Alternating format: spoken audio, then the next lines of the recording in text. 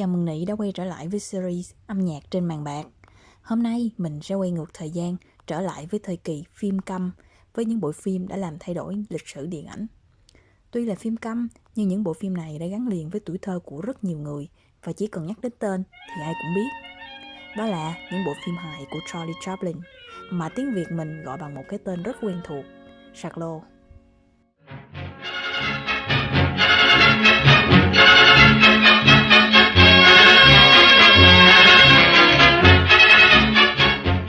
Như mình đã tìm hiểu trong những tập trước, thuở ban đầu, nhạc phim chưa tồn tại. Mỗi khi chiếu phim sẽ có một người nghệ sĩ đệm piano trực tiếp theo diễn biến trên phim. Việc này chỉ nhằm át đi tiếng ồn từ máy chiếu và tiếng khán giả nói chuyện trong rạp. Giữa một bối cảnh nghệ thuật sơ khai như vậy, một thiên tài đã ra đời, Charlie Chaplin.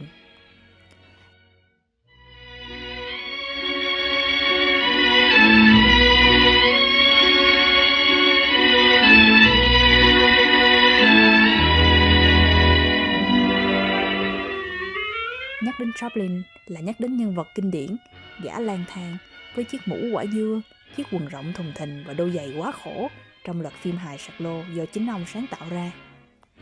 Và một điều nữa mà ít người biết, đó là toàn bộ nhạc phim đều do Chaplin sáng tác. Và giải Oscar duy nhất mà ông đạt được lại là giải Oscar dành cho nhạc phim hay nhất.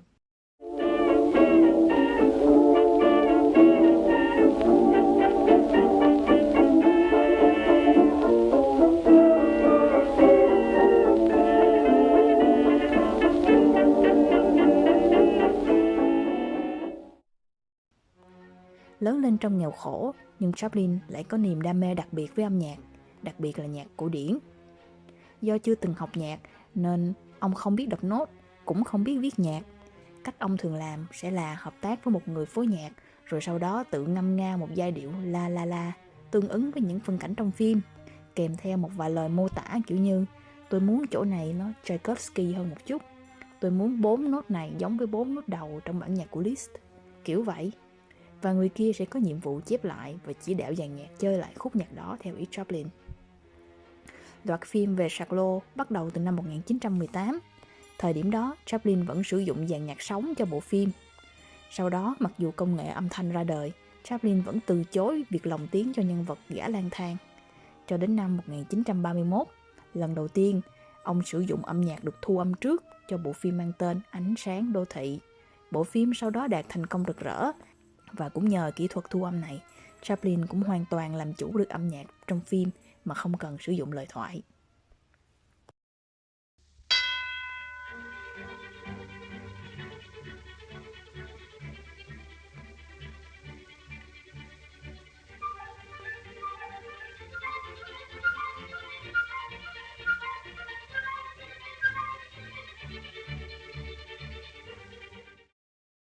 Trong khi đa số các bộ phim hài cùng thời chỉ sử dụng âm nhạc để khiến phim hài hước hơn, Chaplin lại làm điều ngược lại.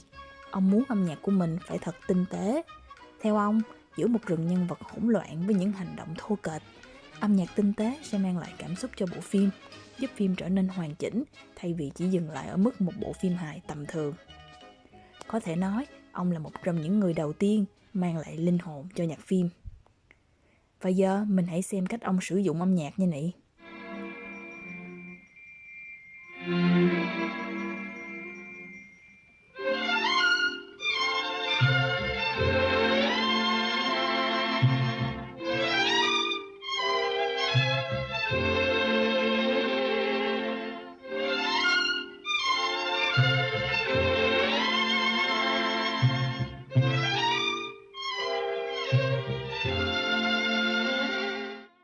Ở phân cảnh này, với sự nguy hiểm của việc trượt băng, đáng lẽ âm nhạc sẽ là như vậy.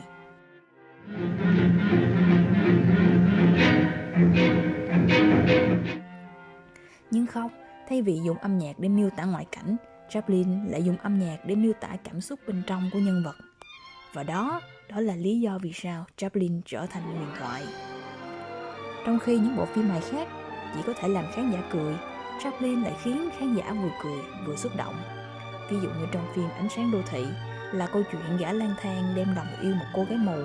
Anh ta sẵn sàng làm đủ thứ việc trên đời để có thể mang lại ánh sáng cho cô.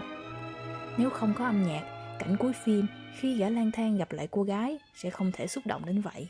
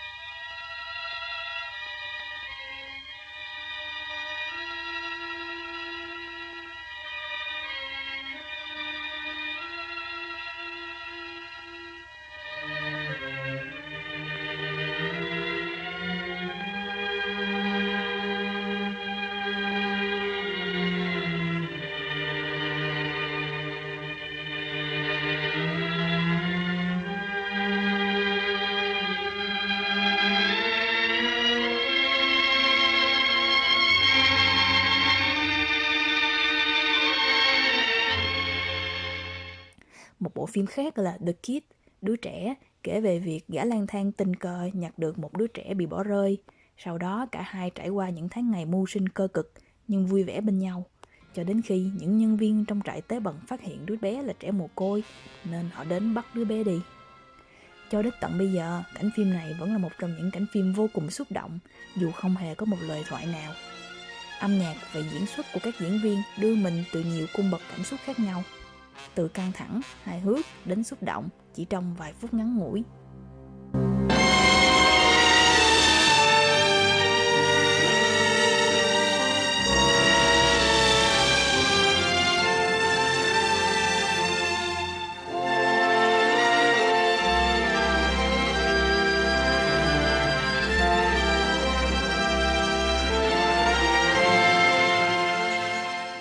Bên cạnh những phân cảnh xúc động, Charlie Chaplin còn cho thấy tài năng của ông trong việc kết hợp giữa chuyển động và âm nhạc, ví dụ như cách ông sử dụng nhạc cổ điển cho những phân cảnh này.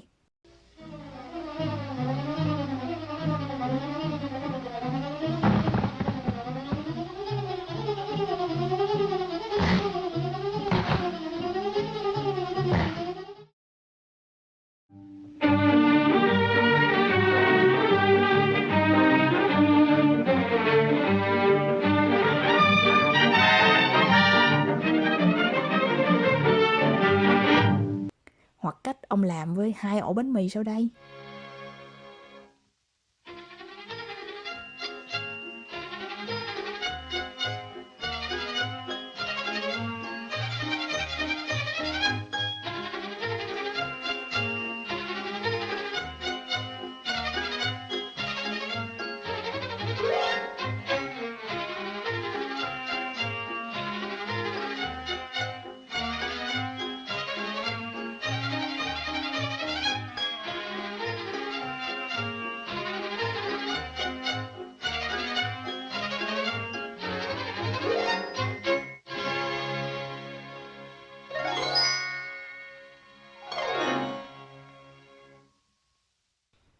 Cảnh này sau đó cũng trở thành cảm hứng cho nhiều diễn viên khác, trong đó có Johnny Depp. When you see the thing in its world, very simple.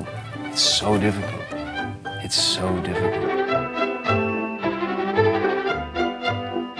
It took me about 3 weeks to a month of really working on it. It's not just in this. It's in this. It's all in here. Chaplin's head. And, you know, the little glances, the side glances.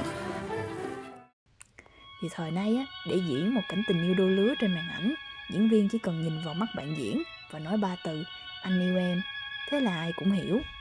Nhưng với Chaplin, chỉ cần một ánh mắt kèm theo âm nhạc là đủ để nói lời yêu.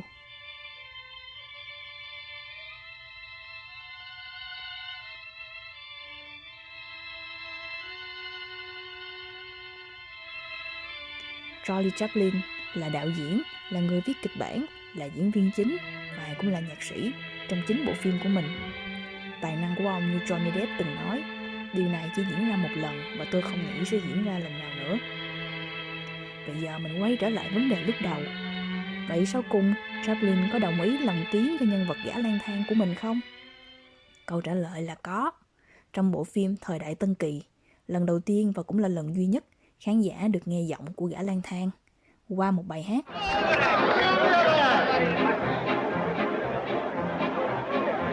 Sente la giustatore, je notre soccafore, je notre citavore, je la tu la ti la toi.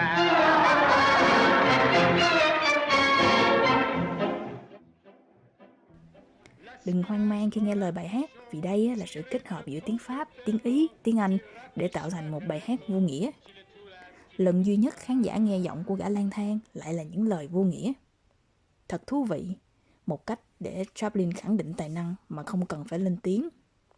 Nhờ vậy, mình hiểu được rằng trong điện ảnh, đôi lúc có những lời nói ra thật nhiều nhưng lại vô nghĩa, và lại có những điều khiến người ta xúc động và nhớ mãi dù không cần phải nói ra bằng lời.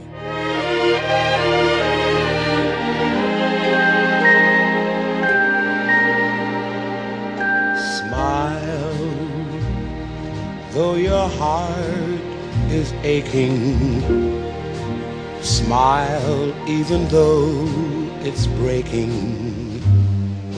When there are clouds in the sky, you'll get by. If you smile through your fear and sorrow, smile and maybe tomorrow you'll see the sun come shining through for you. Light up your face with gladness, hide every trace of sadness. Although a tear may be ever so near, that's the time you must keep on trying.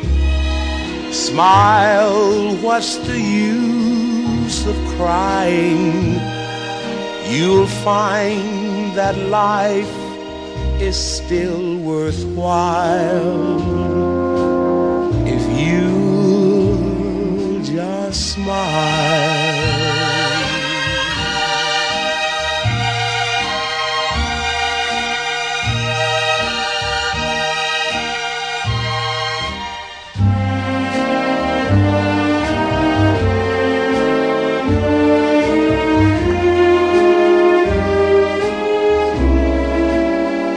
That's the time you must keep on trying. Smile, what's the use of crying? You'll find that life is still worthwhile if you just smile.